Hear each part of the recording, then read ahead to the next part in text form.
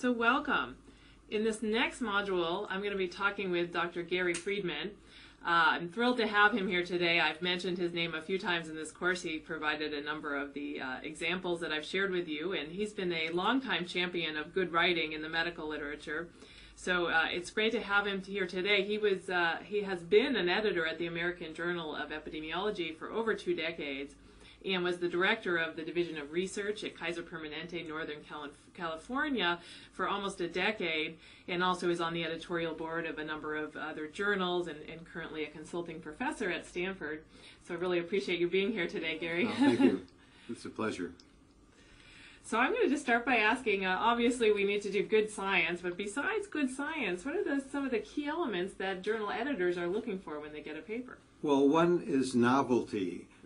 That's we will often reject a paper without even sending it out for peer review if it's just a repeat of findings that are already well known. I mean, if you're writing the 30th paper on alcohol and how alcohol is related to high blood pressure or obesity is related to mortality, don't expect people to be very enthusiastic about it. So we will often reject a paper right away on novelty. And let me just tell you the process that we go through at the American Journal of Epidemiology. It first is looked at by the editor-in-chief, and then he assigns it to one of the other editors who really makes the final decision, and I happen to play that role as a general epidemiology editor. There are other more specialized editors that work just in cancer or just in cardiovascular disease or just in infectious disease, but I tend to be more general. And so if the two of us think that the paper is not going to be of sufficient priority to be accepted, even if it's good science and well reviewed, then as a favor to the authors, we won't delay a rejection of it. Another, beside novelty, another criterion that we look at is interest to the readers of this particular journal. For example, sometimes we'll get a paper that really is not so much an epidemiologic study, but a way to improve public health, and we will decide, this is really more suitable to a public health journal than to the American Journal of Epidemiology. We also look for good writing, and this can be especially a problem with a non-English speaking author. Usually when a paper comes from a foreign country, often the English is really bad and we know it's going to need a lot of work, and we think it's a good study. We will often send it back and say, please have a native English speaker go through this and edit it. And occasionally this comes when a foreign person whose native language is not English works in an American institution and submits a paper. So, usually that is not a problem, but it can be. Another factor is that, don't make the paper too long, don't put in too much excess material that's not needed. And another important problem is what we call slicing the salami too thin. Yes, yeah, that would be great for you to say a bit of that. If you have a study that involves both men and women and want to try to get 2 papers out of it, say, here's the effect of this risk factor in men, and then another paper, here's the effect of this risk factor in women, that is really frowned upon by journals. And my own personal experience is that I had to deal with this as an author. A colleague and I each wrote a paper about health effects of cigar smoking. This was at Kaiser Permanente. His was on cardiovascular disease. Mine was on cancer. I submitted mine to the Annals of Epidemiology. It was accepted. He submitted his to the New England Journal. It was accepted, but they said, do you have something on cancer? So naturally, he was younger and needed publications more than I did. So I sort of fell on my sword, withdrew my paper from the Annals of Epidemiology and combined it with his, and the New England Journal took it. Wow. Yeah. So even I was faced with a salami problem as an author. So those are the main things. Sorting those things out early can be very helpful.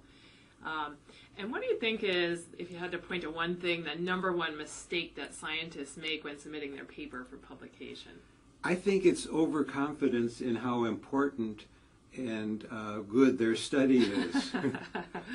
You know, you've worked on it really hard, and you've done your best to write it up, and you think, and this was a topic or a question that was really important to you, and you think, oh gosh, this is really an important finding, but others may not value it so high. So if it gets rejected due to some factor like that, I would persist. I think it's important to persist and submit it elsewhere, fix it and submit it elsewhere. Yeah, finding the right journal for it might be the key. Right. Yeah. But you know, because you've devoted a year or two to this project and you think it's really important, don't assume that other people will place it as high priority as you do. Yeah, that's a good point. And I have to, of course, ask you to give some advice to authors about writing style, because you've written a number of editorials in the American Journal of Epidemiology dealing with writing. So what advice do you have in terms of the writing? Well, I guess clarity and conciseness are what I would put as the highest priority characteristics of writing. Avoid repetition. Sometimes people will say something in the introduction and then repeat it in the discussion. Avoid that, or they'll say something in the methods section which gets repeated in results. So avoid repetition. Avoid excess verbiage, and I've written editorials about that, which I think you've used in your teaching. Avoid, you know, sometimes people will write a rather long discussion in the introduction of the paper, where it's really, the introduction should be brief, say why you did the study and basically what you tried to accomplish, but leave all the discussion, the review of the literature, for the discussion section. Don't try to put too much in the introduction. Some things, certainly you need some background as to why you did the study, which may involve citing some previous literature, but don't go into it in detail. That's in the introduction. And don't repeat numerical data in the text. You know, you'll have a table which has nice numerical data with odds ratios and so on, and then in the results, say, table 1 shows the blah, blah, blah, and the odds ratio was this and that. So avoid repeating that. We will often ask authors, you know, just describe the finding of the table in words, and they can see, the reader can see the numerical examples. Good, yeah. So those are my main suggestions. Those are good tips, yeah. And, you know, one of the fears I think that comes up often when I'm teaching a course like this, and has already come up in this class, is a lot of scientists will say to me, well, I've been teaching them to write in simple and concise language, and they'll say, well, if I simplify it too much, I'm going to dumb down the science, it's going to lose precision, and so there's this kind of fear that a lot of scientists have, so I was hoping you could comment on that. Well, I don't think you'll necessarily dumb down the science. And of course, you do want precision and clarity, but I think you should avoid jargon and things that are really hard to understand. George Comstock, who's no longer alive, but he was used to be the editor-in-chief of the American Journal of Epidemiology, used to say that papers should be understandable by someone with a good college education or someone who reads the Scientific American.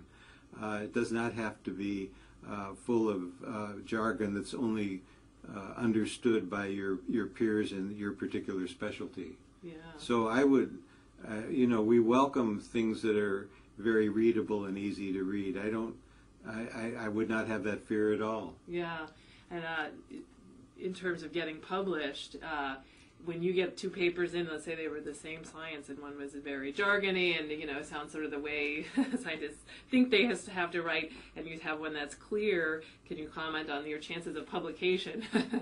Well, you know, if both of them get peer-reviewed and very highly rated, and they seem important to the editors, we might ask, you know, to please explain what you mean by this word or this sentence. Yeah. So it will take an extra step if it's really hard to understand and not clear to most readers. Yeah, yeah. And what advice can you give specifically to first-time authors? I imagine a lot of the students in this course are, you know, early in their career and haven't had a chance to get published yet, or in the process of submitting their first papers. What bothers me most is when I get a paper it'll often be from a really good institution, and the senior author at the end of the list is someone who's well known. But it's clear that it's been written by a student, and it sounds like a thesis. It sounds like a PhD thesis or master's thesis, and it contains every conceivable strength of the study, every conceivable weakness, so that to prove in writing the thesis that they learned what they were supposed to learn in the School of Public Health or in their graduate program.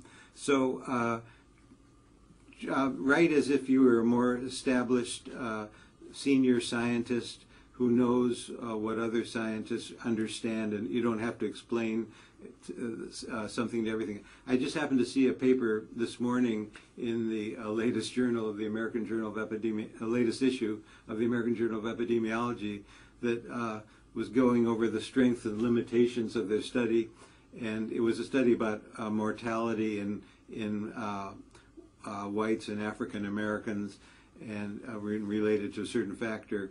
And I was saying one of the strengths of our study is that we had a large African American population as part of this study group. Well, that's sort of obvious, or you wouldn't you wouldn't be writing about mortality in them. So you don't have to say that. I mean, things that are sort of obvious, don't say. Just say the important limitations of your study, the important strengths,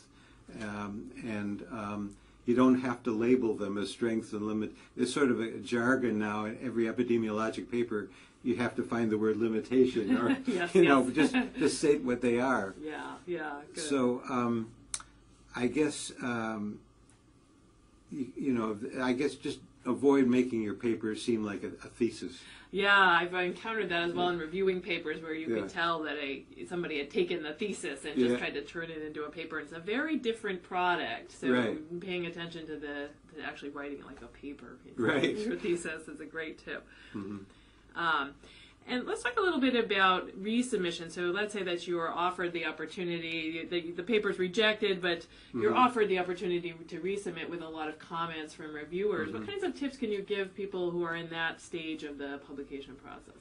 Well, first of all, although acceptance of the revision is not guaranteed, and that will say so in the letter, I think you should take that as encouraging. The fact that it got past that first reviewing stage is really a good sign, and you should work hard to improve the paper so that it will get accepted.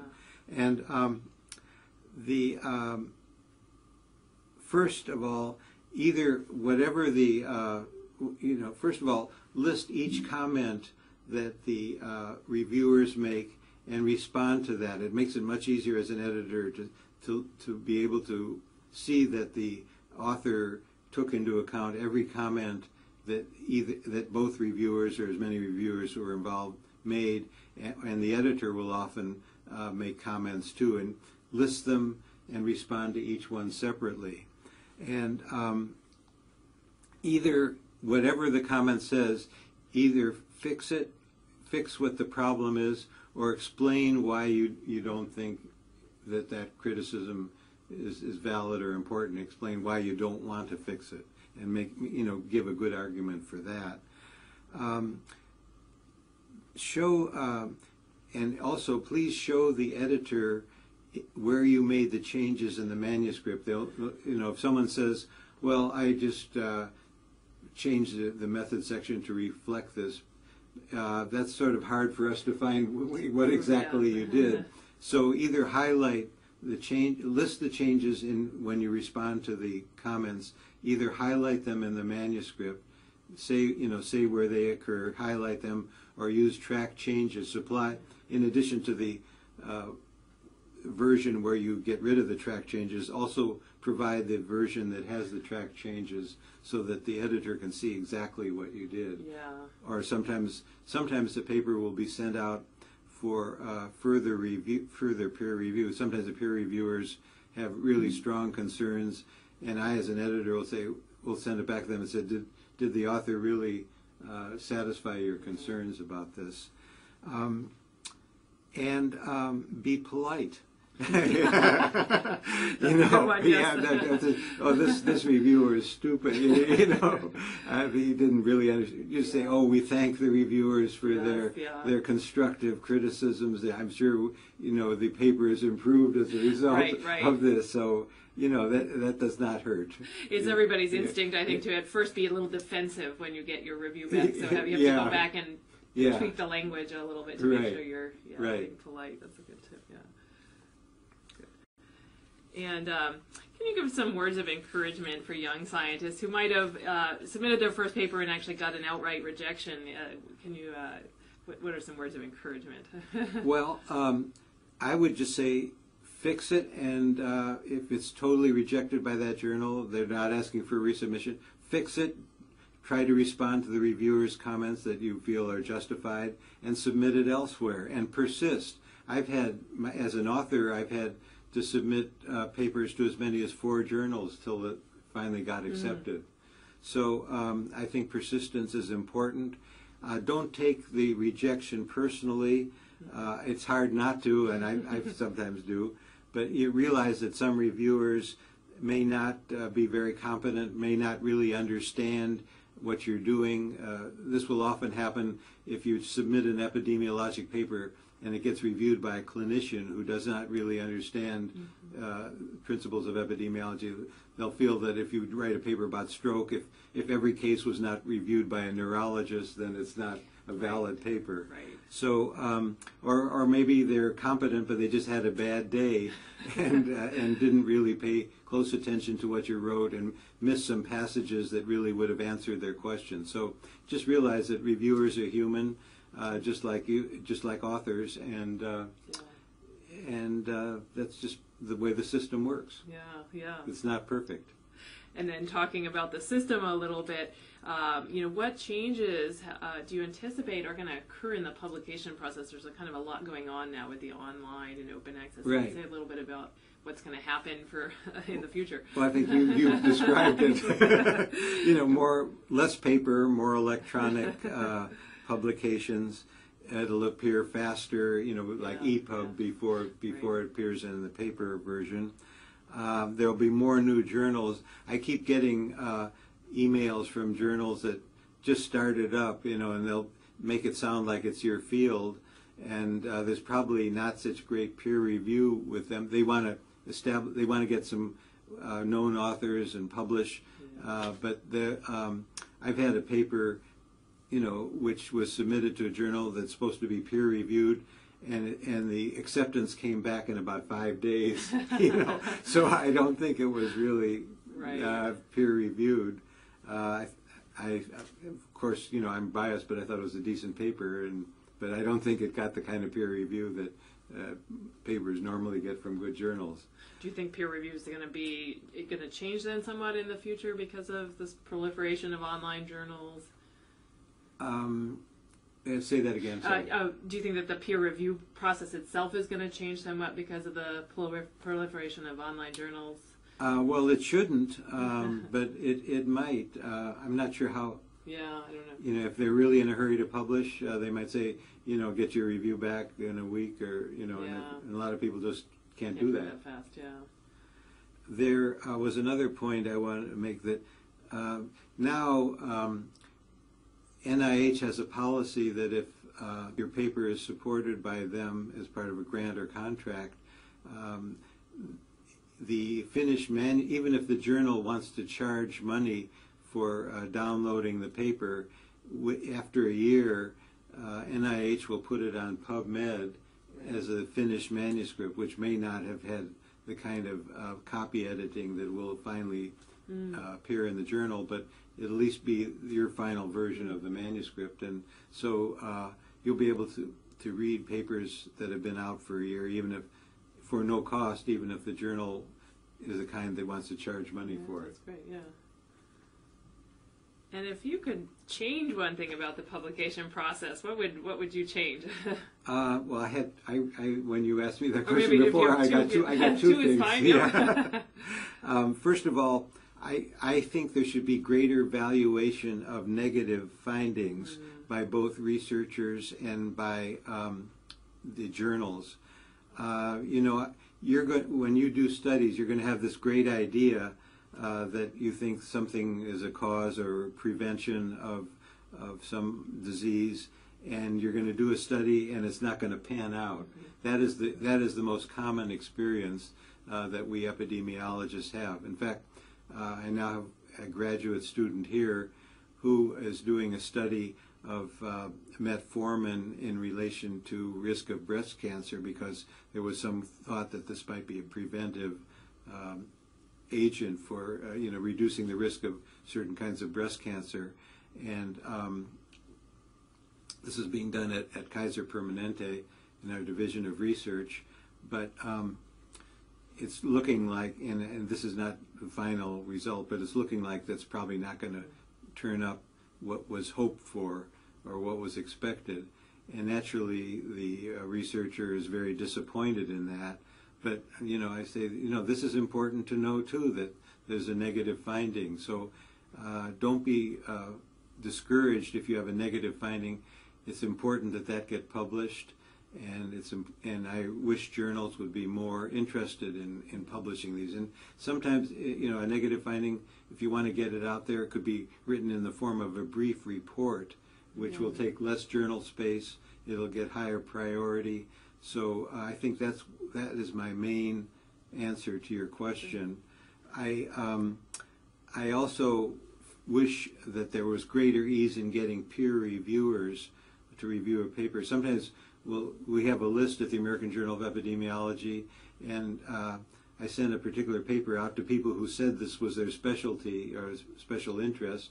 And out of 10 people who we sent it to, only one agreed to review. And we try to get 2. And I was asked, can you make a decision on just the one review, because we can't keep trying to get reviewers. So as a scientist and an author, please accept the responsibility of being a reviewer as well as an author. And we've had some cases where we've published papers by a certain author, and this author consistently refused to review papers, and naturally they're not well regarded by the editorial staff. So those would be my 2 concerns. Yeah, that's a good point, a good tip. And the opportunity to review is a good way to learn also as an author. So, absolutely. So great. Is there any parting thoughts or tips that you want to offer to the class? No, I think we've covered. Okay. Your questions are so good that you've covered everything that I might want to say. Thank you so much for taking the time to speak with us, Gary. You're very welcome.